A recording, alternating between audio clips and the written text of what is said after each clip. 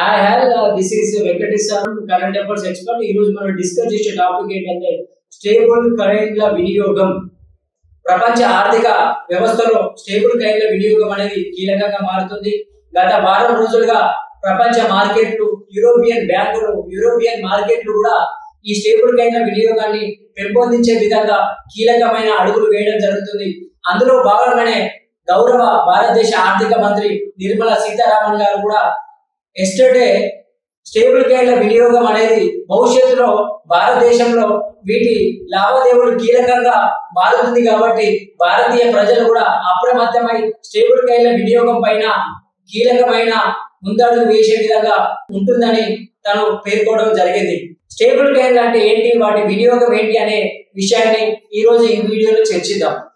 ప్రపంచానికి రారాజుగా వెలిగి ప్రపంచ ఆర్థిక వ్యవస్థను తన గుప్పిట్లో పెట్టుకున్న అమెరికా, తన అప్పుల కూపిలో కూరుకుపోయిన అమెరికా తన అప్పులను డాలర్ రూపంలో చెల్లించాల్సిన పరిణామ క్రమంలో ఈ డాలర్ రూపంలో చెల్లించకపోతే డాలర్ యొక్క వినియోగం తగ్గిపోతుంది. దాని అనుగుణంగా ప్రపంచ మార్కెట్లలో అమెరికా యొక్క క్యాపిటలిజం, అమెరికా యొక్క ఆర్థిక గుప్పిడి దోపిడీ, ఆర్థిక విధానం అనేది తగ్గిపోతుంది. కావున ఈ విధానాన్ని తగ్గించుకొని డాలర్ రూపకంలో కాకుండా స్టేబుల్ కరెంట్ల రూపంలో యొక్క లావాదేవీలను వినియోగించేసి తన అప్పుల కూపి తన ట్రాన్స్పరెన్సీ విధానాన్ని వినియోగించుకునే విధంగా పేర్కొనడం జరుగుతుంది.